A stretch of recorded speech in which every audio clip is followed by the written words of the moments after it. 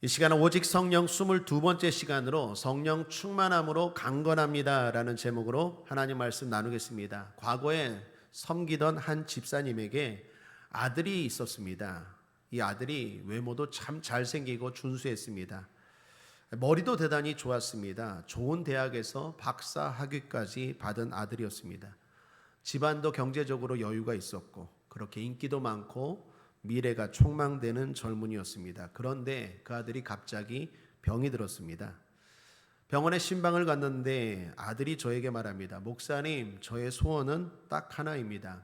출세도 아니고 돈도 아니고 명예도 아닙니다. 저의 소원은 건강하게 되어서 이전처럼 운동장에서 신나게 땀 흘리면서 달려가는 것입니다. 꼭 저의 건강을 위해서 기도해 주세요. 부탁드립니다. 사랑하는 여러분, 사람에게 건강은 소중한 것이죠. 옛말에 돈을 잃는 것은 조금 잃는 것이고 명예를 잃는 것은 많이 잃는 것이요 건강을 잃는 것은 다 잃는 것이다 라고 했습니다. 그만큼 건강이 중요하다는 것은 모든 사람들이 공감하는 인지상정일 것입니다.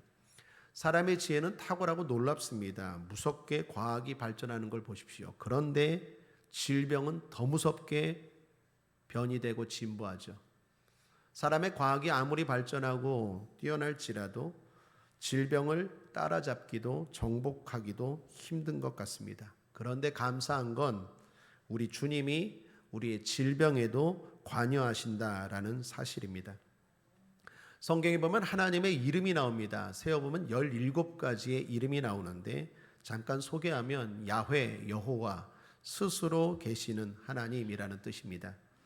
엘올림, 영원하신 하나님이라는 뜻입니다. 엘로이, 감찰하시는 하나님이라는 뜻입니다. 엘로힘, 전능하신 하나님이라는 뜻입니다. 아도나이, 주인 되신 하나님이라는 뜻입니다. 여호와 나케, 벌하시는 하나님. 여호와 니시, 승리케 하시는 하나님. 여호와 로이, 목자 되신 하나님. 여호와 메카디시켐, 거룩해 하시는 하나님이라는 뜻입니다. 여호와 사바옅, 만군의 하나님. 여호와 샬롬, 평강의 하나님. 여호와 샴마, 성전에 계신 하나님. 여호와 엘 게물로트, 갚아주시는, 보상하시는 하나님이라는 뜻입니다. 여호와 이레, 아시죠? 예비하시는 하나님. 여호와 치두케누, 의롭게 하시는 하나님. 여호와 체바오트, 왕 되시는 하나님이라는 뜻입니다. 16가지죠. 하나 남았는데 어떤 하나님? 여호와 라파, 치료하시는 하나님이라는 뜻입니다. 중요한 건 이 모든 하나님의 이름은 경험 가운데서 나왔다라는 것입니다. 학자들이 공부하고 연구해서 하나님이 이런 분입니다 라고 이야기한 게 아니라 하나님이 자신을 이렇게 드러내셨습니다. 여러분, 하나님이 드러내지 않으면 사람이 알 수가 없습니다. 그걸 자기 계시, 신의 현현이라고 말합니다. 사람들이 삶 속에서 하나님을 경험한 겁니다. 하나님이 자신을 드러낸 겁니다. 그리고 고백한 겁니다. 하나님은 이런 분이구나. 하나님은 이런 분이구나. 그게 17가지인데 그 중에 하나가 하나님은 우리의 질병에 관심도 많으시고 치료하시는 분이구나 라는 이야기입니다. 구체적으로 출애굽기 15장에 나옵니다. 20절 하반절을 함께 읽어보겠습니다. 시작. 내가 애굽 사람에게 내린 모든 질병의 하나도 너에게 내리지 아니하리니 나는 너희를 치료하는 여호와임이니라. 하나님은 스스로 자신을 이렇게 드러내십니다. 나는 너희의 질병에 관심도 있고 그리고 치료하시는 하나님이다 라고 소개하신 것입니다. 그리고 치료하신 첫 번째 사례가 성경 창세기 20장입니다. 17절을 보시겠습니다. 아브라함이 하나님께 기도하며 하나님이 아비멜렉과 그 아내와 여종을 치료하사 생산케 하셨으니, 여기 재미있는 건 하나님의 첫 치료가 출산이었어요. 태문을 여신 거예요. 혹시 며느리나 딸 가운데 아직 아기를 못 가지신 분들, 못 낳는 분들 계십니까? 출산을 위한 기도는 성경적인 기도입니다. 이후로도 이 라파 하나님이 구약 성경에만 60번 이상 등장합니다. 그만큼 하나님은 우리의 질병을 치료하기를 원하십니다. 이 구약의 성부 하나님의 치료는 신약으로도 이어집니다. 당연히 성자 예수님도 치료하시는 분입니다. 구약 성경에서 앞으로 오실 메시아 예수님에 대해서 치료하시는 분이다라고 소개합니다. 마태복음 8장 16, 17절을 보시면 점을 매 사람들이 귀신 들린 자를 많이 데리고 예수께 오거늘 예수께서 말씀으로 귀신들을 쫓아내시고 병든 자를 다 고치시니 이는 선지자 이사야로 하신 말씀에 우리 연약한 것을 친히 담당하시고 병을 짊어지셨도다 함을 이루려 하심이더라.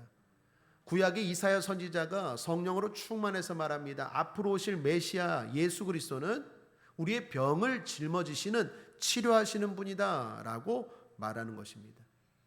한 군데만 더 소개하면 구약 성경의 마지막 책이 무슨 책이죠? 말라기. 그 말라기 마지막 장 4장에 보면 앞으로 오실 예수 그리스도 메시아를 이렇게 소개합니다. 4장 1절 2절입니다. 함께 읽어볼까요? 시작. 만군의 여호와가 이르노라 보라 극렬한 풍물불 같은 날이 이르리니 교만한 자와 악을 행하는 자는 다 초계 같을 것이라. 그 이르는 날이 그들을 살라 그 뿌리와 가지를 남기지 아니할 것이로되 내 이름을 경외하는 너희에게는 의로운 해가 떠올라서 치료하는 광선을 바라리니 너희가 나가서 외양간에서 나온 송아지같이 뛰리라. 마지막 때 악을 행하고 교만한 자는 다 초계와 같이 풀처럼 다 살라버리고 심판받을 거지만 나를 경외하는, 다시 말하면 예수 그리스도를 믿는 너희들은 치료하는 광선을 발해서 외양간의 송아지가 뛰노는 것처럼 구원하시고 강건케 하신다라는 거예요. 그렇다면 여기 의로운 해가 뭡니까? 바로 예수님입니다. 요한일서 2장 1절을 보십시오. 나의 자녀들아 내가 이것을 너희에게 쓰면 너희로 죄를 범치 않게 하려 함이라. 만일 누가 죄를 범하면 아버지 앞에서 우리에게 대언자가 있으니 곧 의로우신 예수 그리스도시라. 의로운 해가 떠오른다고 했는데 예수 그리스도가 의로운 분입니다. 그럼 해는 뭘까요? 사가랴가 말하죠. 세례 요한의 아버지였던 사가랴가 성령 충만해서 예수님에 대해서 앞으로 올 메시아에 대해서 이렇게 말합니다. 누가복음 1장 78절에 이로써 돋는 해가 위로부터 우리에게 임하여. 이 돋는 해가 누굽니까? 예수님을 향하여 말하는 거예요. 그러므로 의로운 해는 예수님입니다. 어떤 이단과 사이비의 교주도 아니라 구약 성경에서 말하는 한결같이 말하는 메시아는 바로 예수 외에는 없는 줄 믿습니다. 그런데 그 예수님은 성부 하나님처럼 성자 예수님도 우리를 치료하시는 분이다라는 것입니다. 그 예수님의 치료는 이제 끝났습니까? 예수님이 승천하시고 끝났나요? 아니요. 성부, 성령 하나님을 통해서 지금도 역사하고 있는 줄 믿습니다. 그러므로 우리는 기도해야 합니다. 성경은 말하죠. 야고보서 5장 16절에 이러므로 너희 죄를 서로 구하며 병 낫기를 위하여 서로 기도하라. 의인의 간구는 역사하는 힘이 많으니라. 그렇습니다. 병 낫기 위해 기도하라고 말합니다. 그게 마땅한 일이고 성도가 해야 될 모습입니다. 성도가 병 고침을 위해 기도하는 건 전혀 이상한 일이 아닙니다. 오히려 가만히 있는 게 이상한 일입니다. 질병이 있다면, 아프다면 기도해야 합니다. 기도하라고 말합니다. 치료의 주님을 만나야 합니다. 아는 게 아니라 경험해야 합니다.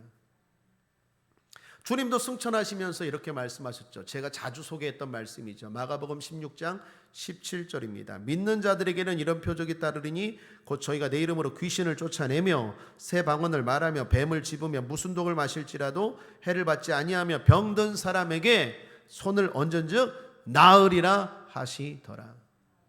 나 승천하니까 이제 병 고침은 끝났다라고 말하는 게 아니라 앞으로 오실 성령, 내가 보낼 성령 충만하여 믿음으로 살아가는 너희들에게는 내 이름으로 귀신을 쫓아내고 새 방언을 말하고 뱀을 집으며 무슨 독을 마실지라도 해를 받지 않을 뿐만 아니라 병든 사람에게 손을 얹어라, 안수해라, 기도해라, 그러면 낫게 하겠다. 주님 약속하시고 승천하신 것입니다. 그러므로 사랑하는 여러분, 아프다면 기도해야 합니다. 질병의 원인은 다양합니다. 근본적으로는 죄 때문입니다. 아담과 하와가 죄를 짓기 전에는 병이 없었죠. 하나님은 병을 만들지도 않았고 인간을 병들게 하지도 않았습니다. 그런데 인간이 죄를 짓고 나서 생긴 게 병입니다. 그러므로 질병의 근본적인 원인은 죄라고 할 수 있습니다. 세상이 그렇게 병든 세상이 되어버렸어요.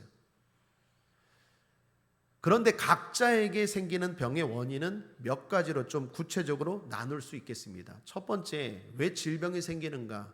죄악된 세상에서 죄를 지으면 병이 생깁니다. 마가복음 2장 5절입니다. 함께 읽어보겠습니다. 시작. 예수께서 저희의 믿음을 보시고 중풍병자에게 이르시되 소자야 내 죄사함을 받았느니라 하시니, 중풍병자에게 죄를 얘기합니다. 무슨 말일까요? 이 중풍병의 원인이 죄였다라는 거예요. 죄가 병의 원인이 될 수 있어요. 죄를 지으면 병이 생길 수 있다라는 거예요. 그래서 앞서 언급한 야고보 사도의 기도 가운데도 병 낫기 위하여 기도하라라고 말하면서 그 앞에 전제 조건이 뭡니까? 너희 죄를 서로 고하며. 야고보서 5장 16절을 제가 다시 한번 읽어보겠습니다. 이러므로 너희 죄를 서로 고하며 병 낫기를 위하여 서로 기도하라. 그러니까 죄가 원인인 병은 어떻게 기도해야 됩니까? 회개하고 기도해야 돼요. 내 죄를 고하고 주님 잘못했습니다. 이 질병을 치료하여 주시옵소서. 두 번째, 귀신이 역사해서 질병이 생길 수 있습니다. 마태복음 8장 28절을 보면 또 예수께서 건너편 가다라 지방에 가심에 귀신 들린 자 둘이 무덤 사이에서 나와 예수를 만나니 저희는 심히 사나와 아무도 그 길로 지나갈 수 없을 만하더라. 귀신의 역사가 때로는 질병의 원인이 될 수 있습니다. 이때도 기도해야 되는데 특별히 이때는 마귀를 대적하고 기도해야 되겠죠. 예수 이름으로 내 질병을 도적질하는 악하고 더러운 것들 떠나갈지어다. 성경에 마귀에 대해서 뭐라고 말합니까? 저는 도적질하고 죽이고 멸망시키는 자라고 했는데 마귀가 우리의 삶에서 도적질하는 것 가운데 하나가 건강입니다. 그럴 때는 예수 이름으로 마귀를 대적하고 주님 앞에 기도해야 되겠죠. 또한 질병의 원인이 죄도 귀신도 아니라 하나님의 일하심을 나타내기 위함일 때도 있습니다. 요한복음 9장 1절에서 3절입니다. 함께 읽어볼까요? 시작. 예수께서 길 가실 때에 날 때부터 소경된 사람을 보신지라 제자들이 물어가로되 랍비여 이 사람이 소경으로 난 것이 네 죄로 인함이오니이까 자기 오니이까 그 부모 오니이까 예수께서 대답하시되 이 사람이나 그 부모가 죄를 범한 것이 아니라 그에게서 하나님의 하시는 일을 나타내고자 하심이니라. 내 질병의 원인이, 내 고통과 아픔의 원인이 귀신도 죄도 아니라 하나님의 일하심을, 하나님의 살아계심, 하나님을 믿게 하심을 알게 하기 위해서 질병이 생길 수 있다는 거예요. 이때는 어떻게 됩니까? 인내해야 됩니다. 그리고 하나님 앞에 기도해야 되겠죠. 그리고 마지막 질병의 원인은 우리가 흔히 알고 있는 상식적인 이야기들입니다. 세균 때문에 병이 생길 수 있고 또는 과식이나 과로나 음식이나 비위생적인 생활이나 잘못된 생활 습관 등에 대해서 생길 수 있죠. 자, 중요한 건 질병의 원인이 무엇이건 또한 질병의 종류가 무엇이든 간에 해결책은 동일합니다. 예수. 주님은 우리의 질병을 치료하십니다. 이사야서 53장 5절 그가 찔림은 우리의 허물을 인하며 그가 상함은 우리의 죄악을 인함이라. 그가 징계를 받음으로 우리가 평화를 누리고 그가 채찍에 맞음으로 우리가 나음을 입었도다. 예수님이 우리의 모든 걸 짊어지셨는데 특별히 그 짊어지신 것 중에 하나가 질병입니다. 괜히 채찍에 맞은 게 아니에요. 우리의 병고침을 위하여 채찍에 맞았다라는 것입니다. 그러므로 예수를 믿고 십자가 붙들고 나아가는 우리는 기도 가운데 병고침을 위한 기도도 해야 될 줄 믿습니다. 자, 그렇다면 주님의 치료와 주시는 강건함을 실제로 머리가 아니라 경험하길 원한다면 어떻게 해야 될까요? 오늘 세 가지 측면에서 은혜 나누길 원합니다. 첫 번째, 예수님은 치료하시는 분이라는 확고한 믿음이 있어야 합니다. 여러분 건강하기를 원하십니까? 주님이 치료해 주신다는 거 믿으십니까? 믿으십니까? 그 믿음부터 있어야 돼요. 이 의심이 사라져야 됩니다. 주님이 과연 내 병을 고쳐주실까? 그것이 주님의 뜻일까? 의심하는 분들이 계십니다. 그 마음들이 먼저 달라져야 돼요. 주님은 고쳐주십니다. 병 고침은 주님의 뜻인 줄 믿습니다. 이 생각부터 하셔야 돼요. 간혹 이런 병 고침 기도 이야기, 신유 기도 이야기하면 수준 낮은 기도로 생각하는 분들이 계십니다. 저도 한때는 그렇게 생각했어요. 무슨 병 고침을 위해 기도해, 나라를 위해 기도하고 선교를 위해 기도하고 주의 영광을 위해 기도해야지 라고 생각했는데 제가 병들어 보니까, 그리고 제가 치료받아 보니까 아니에요. 더욱이 제가 성경을 자세히 보니까 아니에요. 병 고침 위한 기도는 필요한 기도고 중요한 기도예요. 여러분 아파 보셨습니까? 여러분 병원에 가보셨습니까? 건강해야 선교도 하고 건강해야 하나님의 영광을 위해 또 살죠. 장로교 출신으로 여러분도 알고 계실지 모르겠는데 성도들에게 은혜를 많이 끼친 김동호 목사님이 계십니다. 그분이 최근 암에 걸리셨습니다. 암이라는 질병에 걸리고 나서 여러 신문에서 인터뷰를 하고 책에서 이야기를 했는데 동일하게 이런 고백을 하셨습니다. 한번 들어보십시오. 저는 하나님께 살려달라는 기도가 안 나왔어요. 나라고 암에 안 걸릴 이유가 없고 암이 제발 안 될 이유가 없다고 생각했기 때문에 하나님, 나는 목사니까 괜찮아요. 암이 재발해도 괜찮고 죽어도 괜찮아요. 그게 제 삶이거든요. 이런 생각이었습니다. 그러나 병을 치료해달라는 기도를 한다는 게 대단히 기복적이고 유치한 것 같았어요. 그런데 어느 날 하나님이 그것을 좋아하시지 않으신다는 느낌을 강하게 받았어요. 하나님이 너 굉장히 건방지다? 아파서도 그렇게 겁먹들었냐?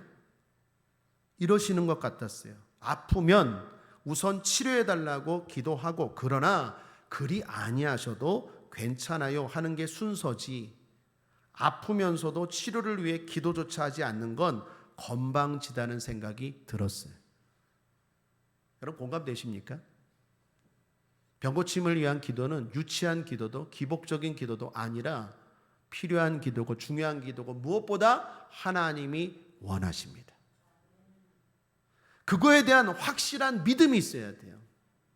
마태복음 8장에 보면 한 문둥병자가 예수님께 치료받기를 원했습니다. 그때 그가 주님 앞에 나오죠. 문둥병자가 건강한 사람 앞에 나온다는 것 자체가 문제입니다. 당시 문둥병은 부정한 병, 천벌받은 병이라 해서 사람들과의 접촉이 금해졌습니다. 그런데 이 사람 나왔다는 건 목숨 걸고 나왔다라는 거예요. 예수님께 목숨 걸고 나와서 묻습니다. 내가 병 고침 받는 게 과연 하나님의 뜻입니까? 나같이 사람들이 부정하다고 하는 나같이 문둥병 걸린 사람도 치료받기를 원하는 게 하나님의 뜻입니까? 라고 물으세요. 그때 주님 뭐라고 말씀하십니까? 당연하지. 그러면서 이렇게 말씀하세요. 마태복음 8장 3절입니다. 예수께서 손을 내밀어 저에게 대시며 가라사대 내가 원하노니 깨끗함을 받으라 하신대 즉시 그의 문둥병이 깨끗하여진지라. 하나님은 우리가 깨끗해지고 부정하다 여기는 문둥병 환자까지도 치료받기를 원하십니다. 동일한 마태복음 8장 중간쯤에 보면 또 하나의 병고침 이야기가 나옵니다. 이번에는 로마의 백부장에 하인이 병들었습니다. 심각한 병입니다. 죽을 병입니다. 그때 백부장이 자기 하인을 치료해달라고 예수님께 옵니다. 알다시피 백부장은 로마 사람 이방인입니다. 이방인이 유대인인 예수님께 와서 내 하인을 고쳐달라고 말합니다. 그때 예수님이 어떻게 반응합니까? 마태복음 8장 7절입니다. 함께 읽겠습니다. 시작. 가라사대 내가 가서 고쳐주리라. 대단히 예수님이 적극적으로 단호하게 조금도 머뭇거림 없이 대답하십니다. 내가 가서 고쳐주리라. 이방인인 로마, 그것도 하인도 치료받기를 원하시는 것이 하나님의 뜻입니다. 이처럼 치료받기를 원한다면 하나님은 치료하시는 분이다, 하나님은 내 병을 고치시기를 원하신다, 병 고침은 주의 뜻이다라는 확고한 믿음부터 있어야 돼요. 그게 흔들리면 안 됩니다. 에레미야 33장, 에레미야가 3장 33절입니다. 주께서 인생으로 고생하며 근심하게 하심이 본심이 아니시로다. 주님의 본심은 치료입니다. 강건입니다. 둘째로 낫고자 하는 소망입니다. 치료받기를 원한다면 낫고 싶다는 간절하고 분명한 소망이 있어야 합니다. 요한복음 5장에 보면 베데스다 연못가에 있는 38년 된 병자가 나오죠. 오랜 기간 병을 앓고 있었습니다. 누가 봐도 딱 환자입니다. 그런 그에게 주님이 당연한 질문을 하십니다. 내가 낫고자 하느냐? 당연한 걸 왜 주님이 물으실까요? 소망을 확인하는 거예요. 너 정말 낫고 싶어? 그 소망을 불러일으키는 거예요. 마가복음 5장에도 보면 12해를 혈루병으로 고통받던 여인이 나옵니다. 그 여인도 당시 불결한 여인이라 해서 사람들과의 접촉을 피하였습니다. 그럼에도 불구하고 이 여인이 주님께로 나아가죠. 낫고자 하는 소망을 가지고 주님께 나아갑니다. 사람들이 많았지만 그 간절한 소망을 가지고 헤집고 주님 앞에 나아갑니다. 목숨 걸고 나아갑니다. 그리고 드디어 주님의 옷깃을 잡았어요. 몸도 아니라 옷깃을 잡았어요. 그때 주님이 딱 멈추고 말합니다. 내 능력이 흘러갔도다. 누가 나를 만졌도다. 제자들이 말합니다. 이렇게 많은 사람들이 운집해 있는데 당연히 밀치고 하면서 주님 만졌겠죠. 어떻게 그런 질문을 하십니까? 라고 말할 때 주님 뭐라고 말합니까? 그냥 만진 게 아니야. 어떤 한 여인이 분명히 소망을 가지고 간절함을 가지고 내 옷깃을 만졌다고 말합니다. 그러면서 그 혈루병 걸린 여인을 바라보죠. 떨고 있는 그 여인에게 주님 말씀하십니다. 평안하라 딸아, 내 병이 치료되었느니라. 간절한 소망을 가지고 나오는 사람을 주님은 아세요. 열왕기하 5장에도 보면 나아만 장군이라는 사람이 나옵니다. 아람이라는 큰 나라의 장군이었죠. 그가 문둥병에 걸렸습니다. 이스라엘에 가면 낫는다라는 이야기를 듣고 엘리사 선지자를 찾아 이스라엘로 옵니다. 그때 선지자가 나아보지도 않아요. 그리고 종을 통해서 말을 전하죠. 요단강에 가서 7번 몸을 씻으라고 해라. 나아만 장군이 불쾌했어요. 화가 났어요. 예를 갖춰야지. 내가 큰 강대국의 장군인데 어찌 나와보지도 않고 종을 보내서, 그것도 내가 있는 아마르 강이나 이런 화려하고 깨끗한 강도 아니라 저 시내처럼 작고 초라한 요단강에 가서 7번 씻으라고 불쾌하고 막 열을 내면서 돌아가려고 합니다. 그때 종들이 말리죠. 장군 정신 차리세요. 지금 자존심 따질 때입니까? 환자잖아요. 여기 폼 잡으러 왔어요? 고침받으러 왔지. 그 종들이 말려요. 그때 나아만 장군이 어떻게 해요? 깨닫고 다시 마음을 돌이켜서 요단강에 가서 엘리사 선지자가 말한 것처럼 7번 들어갔다 나왔다 들어갔다 나왔다 들어갔다 나왔다 7번 했을 때 그 몸에 있던 모든 질병이, 문둥병이 다 낫고 깨끗하게 되죠. 여기서 엘리사 선지자가 왜 그렇게 했을까요? 왜 이렇게 무례하게 했을까요? 직접 나와서, 장군 아닙니까? 그것도 우리나라 장군도 아니고 큰 나라 장군이 왔는데 엘리사 선지자가 나가서 기도해 줄 수도 있고 안수해 줄 수도 있는데 왜 그렇게 했을까요? 소망을 불러일으키는 거예요. 병을 고침받으려면 환자로 와야지. 장군으로 교만하게 와서 나 고쳐주세요, 한번 해봐. 어떻게 역사가 일어납니까? 낫고자 하는 간절한 소망이 있을 때 하나님의 역사가 일어나는 거죠. 소망이 있어야 합니다. 하나만 더 한다면 누가복음 5장에 보면 한 중풍병자가 나옵니다. 친구들이 그를 데리고 예수님께 왔죠. 그런데 문제가 생겼습니다. 사람들이 너무 많아요. 포기할 법도 합니다. 그런데 포기하지 않습니다. 이들에게는 친구를 고쳐야겠다는 간절한 소망이 있어요. 그래서 그 친구를 데리고 지붕으로 올라갑니다. 지붕으로 올라가서 지붕을 뚫고 말씀을 전하고 계시는 예수님 앞에 지붕에서 자기 친구를, 병에 걸린 친구를 달아내리죠. 그때 예수님이 그 친구들의 간절한 소망을 보시고 환자인 친구를 고치죠. 여기 이 친구들의 간절한 소망을 보십시오. 사람들이 많다는 핑계로 미룰 수 있지만 그렇지 않는 간절한 소망. 그 집이 또 자기 집입니까? 남의 집이죠. 지붕을 뚫으면 나중에 보상해 줘야 돼요. 그럼에도 불구하고 자기 친구를 치료해야겠다는 간절한 소망. 더욱이 예수님 말씀 전하고 있습니다. 말씀에 방해가 될 수 있어요. 그런데도 불구하고 내 친구를 고쳐야겠다는 간절한 소망이 더 뜨거운 거예요. 그 소망이 주님이 아신 거예요. 그리고 그 친구들의 믿음을 통하여, 소망을 통하여 그 환자인 친구를 치료하시죠. 공교롭게도 다 5장이네요. 열왕기하 5장, 누가복음 5장, 마가복음 5장, 마태복음 5장. 한번 따라할까요? 5. 소망. 치료받기를 원하십니까? 간절한 소망이 있어야 돼요.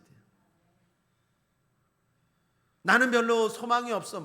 나으면 괜찮고 안 나으면 그만이고. 절대로 하나님의 역사 일어나지 않아요. 소망을 불러일으켜야 돼요. 자존심 다 내려놓고, 계급장 다 내려놓고, 주여 나를 불쌍히 여겨 주옵소서, 나는 환자입니다. 환자로 다가와서 치료받겠다는 간절한 소망이 있을 때 나을지어다. 그런 거지. 겉멋부리고 이것저것 의심하고 아무런 역사가 일어나지 않죠. 이런 믿음과 소망을 위해서 중요한 것 하나를 권면드립니다. 들음입니다. 평소 듣는 것을 잘 취사 선택하십시오. 사람에게 듣는 것이 대단한 영향을 미칩니다. 성도도 마찬가지입니다. 성도의 신앙에 큰 영향을 끼치는 것이 듣는 것입니다. 여러분, 아담이 왜 죄를 범했습니까? 하와 이야기를 들었어요. 하와 이야기를 듣고 선악과를 따먹었어요. 하와는 왜 선악과를 따먹었습니까? 뱀 이야기를 듣고 선악과를 따먹었어요. 잘못된 들음이 아담과 하와로 말미암아 실패케 했다라는 거예요. 우리 신앙에서, 우리의 믿음과 소망에서 중요한 것이 들음입니다. 예수님 당시에 병 고침받은 사람들의 특징을 살펴보면서 발견한 것 하나는, 고침받은 사람들은 좋은 소문을 들었다는 거예요. 마태복음 4장 23, 24절을 보십시오. 예수께서 온 갈릴리에 두루 다니사 그들의 회당에서 가르치시며 천국 복음을 전파하시며 백성 중에 모든 병과 모든 약한 것을 고치시니 그의 소문이 온 수리아에 퍼진지라. 사람들의 모든 앓는 자, 곧 각종 병에 걸려서 고통당하는 자, 귀신 들린 자, 간질하는 자, 중풍병자들 데려오니 그들을 고치시더라.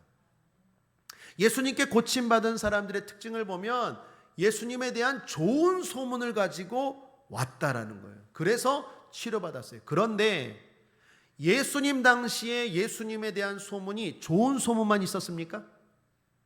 나쁜 소문도 있었어요. 대표적인 게 귀신 들렸다. 성경 보겠습니다. 마태복음 3장 21, 22절 함께 읽어보겠습니다. 시작. 예수의 신속들이 듣고 붙들러 나오니 이는 그가 미쳤다 하밀러라. 예루살렘에서 내려온 서기관들은 저가 바알세불을 지폈다 하며 또 귀신의 왕을 힘입어 귀신을 쫓아낸다 하니. 예수님에 대한 소문이 좋은 소문만 있었던 게 아니에요. 예수님이 능력을 행하고 귀신을 쫓아내고 질병을 치료할 때 특별히 친척들은, 특별히 종교 지도자들은 오히려 그 귀신 들려서 그런 거야, 나쁜 소문을 막 전파하고 다녔어요. 여러분, 여기 중요합니다. 아무리 예수님이 계실지라도 좋은 소문에 귀를 기울이고 믿음을 키우고 간절한 소망을 가진 사람들은 치료받고 능력을 경험하고 복을 받는데, 나쁜 소문에 귀를 기울인 사람들은 그렇지 못했다는 거예요. 오늘날도 마찬가지입니다. 교회에 대한 소문이 좋은 소문도 있고 나쁜 소문도 있죠. 목회자에 대한 소문이 좋은 소문도 있고 나쁜 소문도 있죠. 성도들에 대한 소문이 좋은 소문도 있고 나쁜 소문도 있죠. 어찌 예수님도 나쁜 소문이 있겠는데 하물며 교회, 목회자, 성도는 나쁜 소문이 없겠습니까? 중요한 건 나의 선택이에요. 하나님의 능력을 경험하고 하나님의 치료를 경험하고 하나님의 복을 경험하는 사람들은 늘 좋은 소문에 귀를 기울여요.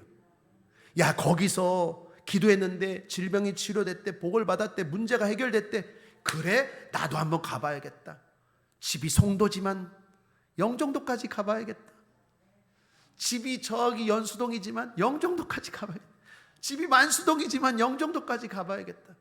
그 교회 가봐야겠다. 그 목사님께 가봐야겠다. 그 성도들과 함께 신앙생활 해봐야겠다. 그러면 역사가 일어나요. 근데 이 교회를 가면 또 이 교회 안 좋은 소문, 이 교회를 가면 이 교회 또 안 좋은 소문, 가든 안 좋은 것들만 들어요. 그러니 어떻게 믿음이 생기겠어요? 그런 마음으로 예배를 드리는데 어떻게 성령이 역사하겠어요? 아무리 하나님이 부어주셔도 뚜껑을 열어야죠.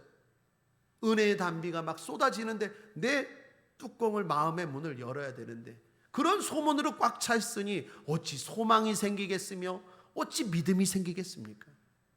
사랑하는 여러분, 좋은 소문에 귀를 기울이십시오. 우리 교회 6년 동안 하나님이 은혜 베풀어 주셔서 정말 좋은 일들, 놀라운 일들이 많았어요.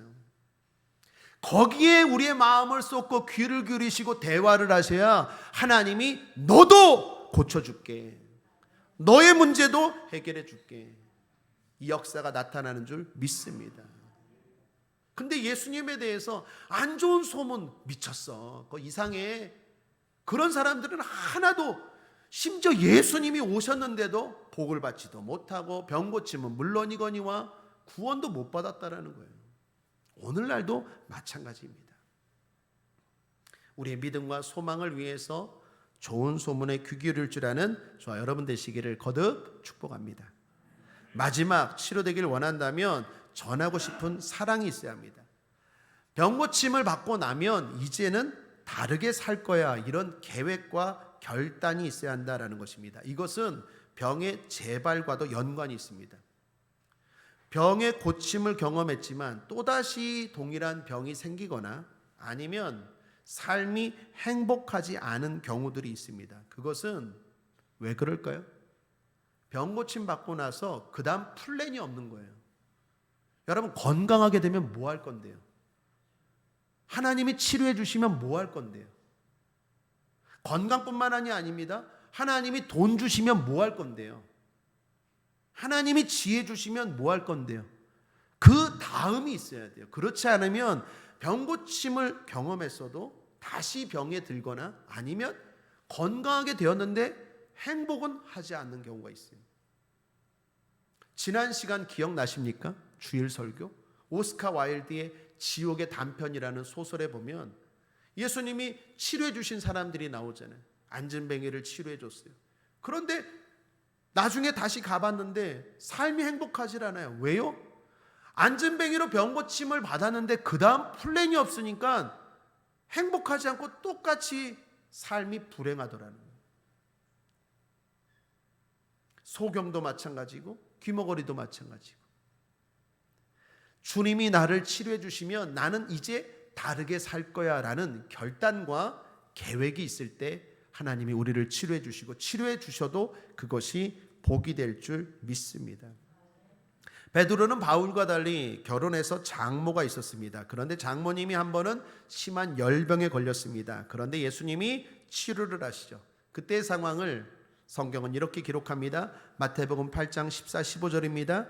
예수께서 베드로의 집에 들어가사 그의 장모가 열병으로 앓아 누운 것을 보시고 그의 손을 만지시니 열병이 떠나가고 여인이 일어나서 예수께 수종들더라. 예수께 수종들더라. 수종은 섬김입니다. 다시 말하면 치료받고 나서 삶이 섬김의 삶으로 달라졌다라는 거예요. 그러니까 그 치료가 복이 되고 그리고 이후로 더 건강해지고 더 행복했다라는 거예요. 우리도 그렇습니다. 치료되면 다르게 살겠다는 결단이 있어야 되죠. 석유의 저주라는 말 들어보셨습니까? 석유는 알다시피 귀중한 자원이죠. 우리나라에도 석유가 난다면 좋겠다라고 말하는 사람들이 많습니다. 그만큼 좋은 게 석유인데 실제로 살펴보면 석유가 나는 산유국이 그렇지 못한 나라보다도 더 불행하고 못 산대요. 왜 그럴까요? 석유만 믿고 일 안 하는 거예요. 공부 안 하는 거예요. 노력 안 하는 거예요. 빈부격차는 켜지고 정치는 부패하고, 그래서 오히려 석유가 저주가 됐다라는 거예요. 여러분, 석유만 그렇겠습니까? 건강이 저주가 될 수 있어요. 돈이 저주가 될 수 있다니까요. 왜요? 그 다음 플랜이 없으면. 주님이 나를 돈 주시면 뭐 할 건데요? 유흥할 겁니까? 마약할 겁니까? 방탕하게 살 겁니까? 그러면 오히려 건강과 돈이 불행이겠죠. 저주겠죠. 그 다음이 있을 때, 그럴 때 인생이 행복하고 주님이 또한 치료해 주시고 고쳐 주실 줄 믿습니다. 한번 신앙 고백할까요? 주님, 나에게 건강 주신다면 다르게 살겠습니다. 이 결단과 계획이 있을 때, 고백이 있을 때 주님이 치료하여 주실 줄 믿습니다. 자, 결론입니다. 오늘도 결론은 성령 충만함. 치료받기에 필요한 믿음, 소망, 사랑이 어디서 생깁니까? 노력으로 부족합니다. 성령 충만할 때 이게 생기죠. 성령 충만할 때 주님은 치료하시는 분이다라는 믿음이 생기고, 성령 충만할 때 주님의 치료를 받고 싶다는 간절한 소망도 생기고, 성령 충만할 때 건강하게 된 후에 다르게 살겠다는 계획과 결단도 생기는 것입니다. 그러므로 성령 충만함. 치료도 마찬가지입니다. 여러분, 우리는 더 나아가 우리가 강건해져야 될 뿐만 아니라 남들도, 지쳐 쓰러진 사람들도 일으켜야 될 줄 믿습니다. 주님 뭐라고 말씀하셨죠? 너희가 나를 믿으며 내가 행한 일을 할 것이요 나보다 더 큰 일도 감당하리라. 그러기 위해서 어떻게 해요? 성령 충만해야 합니다. 성령 충만할 때 나도 강건할 뿐만 아니라 내 주변에 있는 사람들도 일으키고 강건케 하신다라는 것입니다. 병고침을 위한 기도는요, 상당히 움츠려들어요. 목회자나 성도들도 하기 힘든 기도입니다. 여러분, 예를 들어서 어떤 집사님, 권사님, 목회자가 여러분을 위해서 기도할 때 눈물을 흘리면서 하나님, 이분에게 이 문제를 해결해 주세요 라고 기도하면 듣는 분도 평안하고 해주는 분도 평안하고, 그리고 해주고도 고맙다는 말을 들어요.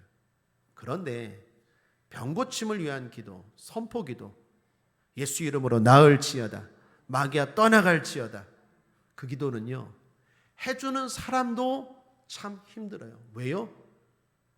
혹시라도 이분이 오해하면 어떨까? 그리고 안 나으면 어떻게 될까?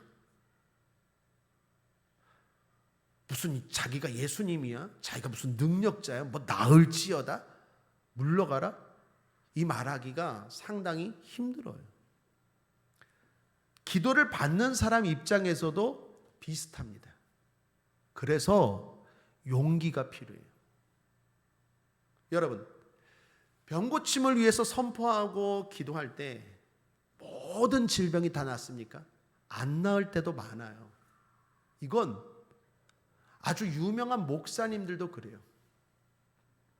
그래서 역설적으로 성령이 주시는 담대함이 필요해요. 왜 그렇습니까? 다 낫진 않지만 그 중에 낫는 사람이 있기 때문에. 그리고 성경이 그렇게 기도하라고 말씀하기 때문에. 조용기 목사님의 간증 가운데 이런 이야기를 들었어요.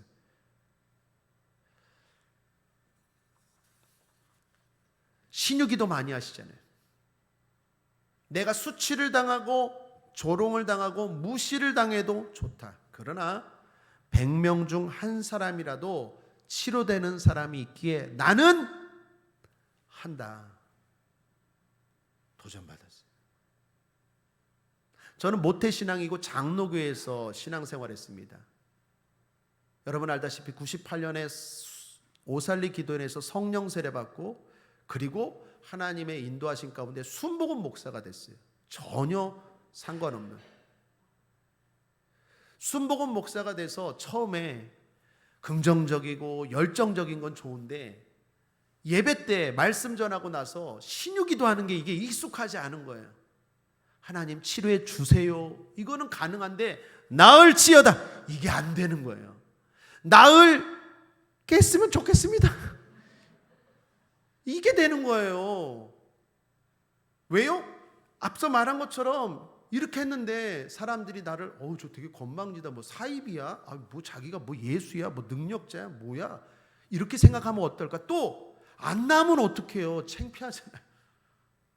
그런데 어느 날 성령께서 충만하게 임하니까 담대한 믿음을 주시고 조목사님 것 같은 생각이 든 거예요. 네가 무시를 당하는 게 중요한 게 아니라 그 기도를 통해서 100명 중에서 한 사람이라도 그 질병에서 치료함을 받는다면 너는 해야 되지 않겠느냐. 네 체면이 먼저냐? 그 아픈 사람의 고통을 생각해야지. 그리고 나서 하다 보니까 지금은 잘합니다. 날마다 잘해. 그리고 하나님의 역사도 일어나고. 그래서 성령 충만이 필요해요. 여러분, 오늘 그런 의미에서 본문입니다. 사도행전 10장 38절도 보십시오. 함께 읽겠습니다. 시작. 하나님이 나사렛 예수에게 성령과 능력을 기름 붓듯 하셨음에 저가 두루 다니시며 착한 일을 행하시고 마귀에게 눌린 모든 자를 고치셨으니 이는 하나님이 함께 하셨습니다. 이거 베드로가 고넬료의 집에 가서 설교한 내용 가운데 한 절입니다. 이방인 고넬료가 베드로 사도를 초청해서 설교를 들었어요. 예수님이 어떤 분입니까? 설교를 들었을 때 베드로가 예수님은 이런 분이다 라고 말하면서, 특별히 예수님은 치료하시는 분이다 라고, 그러므로 너희도 믿어라 라고 말하면서 한 이야기입니다. 그런데 예수님에 대해서 베드로가 강조한 게 있어요. 그게 뭡니까? 나사렛 예수에게 하나님이 성령을 부어주셔서 마귀에게 눌린 모든 자를 고치셨다라는 거예요. 특별히 나사렛이라는 걸 의도적으로 썼어요. 예수님이 나사렛 출신이라는 건 모르는 사람이 없어요. 그런데 베드로가 왜 나사렛이라는 말을 썼을까요? 그것은 인간 예수임을 강조한 거예요. 예수님도 우리처럼 인간이셨잖아요. 목수셨잖아요. 예수님도 우리처럼 똑같이 아픔을 경험하고 실수도 하고 연약한 분이셨잖아요. 예수님도 우리처럼 갈등도 하고 때로는 넘어지기도 하고 그런 인간 예수님의 모습도 있었잖아요. 그걸 지금 강조할 때는요, 나사렛이라는 말을 써요. 다시 말하면 인간 예수, 우리랑 똑같은 연약한 예수였지만 하나님이 성령을 부어주셨기 때문에 치료하셨다라는 거예요. 오늘 우리도 마찬가지입니다. 인간의 연약한 모습이 있지만 성령으로 충만하게 될 때 예수님이 행하신 것처럼 우리도 행할 수 있다라는 거예요. 그래서 베드로의 설교 결론이 뭡니까? 너희도 성령 받아라. 실제로 성령이 임했어요. 사도행전 10장 마지막 결론입니다. 44, 45절입니다. 베드로가 이 말할 때 성령이 말씀 듣는 모든 사람에게 내려오시니 베드로가 함께 온 할례 받은 신자들이 이방인들에게도 성령 선물 부어주심을 인하여 논란이 이는 방언을 말하며 하나님 높임을 들음이로라. 결론이 뭐였습니까? 성령이 그들에게도 임한 거예요. 여러분 알다시피 사도행전은 성령장입니다. 2장에 보면 유대인에게 성령이 임했고 여기 10장에는 이방인에게도 성령이 임했고 이제 그 성령은 우리에게도 충만히 임하는 줄 믿습니다. 그렇다면 인간적인 우리의 연약함에도 불구하고 성령 충만하면 강건하게 될 수 있고 치료할 수 있는 줄 믿습니다. 성령이 결론입니다. 성령 충만합시다. 성령 충만함으로 능력 있는 삶을 사시고 또 주변에 아픈 사람들, 연약한 사람들, 지친 사람들 다 일으키고 회복시키는 하나님의 거룩한 종들 되기를 주님의 이름으로 축복합니다. 말씀을 정리합니다. 우리 함께 읽어볼까요? 시작. 성령 충만함으로 강건합니다 라는 제목으로 은혜를 나누었습니다. 절대로 인간의 과학이 질병을 정복할 수 없습니다. 그것은 우리가 주님을 의지하는 또 하나의 중요한 이유입니다. 치료의 주님을 만나야 합니다. 아는 게 아니라 만나야 합니다. 주님이 치료하신다는 믿음과 낫고자 하는 간절한 소망과 나아서 주님의 사랑을 전하겠다는 결단을 가지고 주님 앞에 나아갑시다. 이 모든 것 성령으로 가능합니다. 성령 충만하면 치료받고 또한 치료합니다. 성령 충만함으로 강건한 삶을 사는 저와 여러분 되시기를 주님의 이름으로 축복합니다. 예수 승리! 기도하겠습니다. 하나님 아버지 감사합니다. 오늘은 성령 충만함으로 강건에 대해서 나누었습니다. 하나님, 성령 충만하게 하여 주셔서 우리 모두 강건하게 하여 주시고 모든 질병과 고통에서 자유케 하여 주옵소서. 더 나아가 우리 주변에 그런 사람들도 일으키는 하나님의 능력의 종들 되게 하여 주옵소서. 축복의 통로 되게 하여 주옵소서. 복의 근원 되게 하여 주시옵소서. 감사드리며 예수님의 이름으로 축복하고 기도했습니다. 아멘.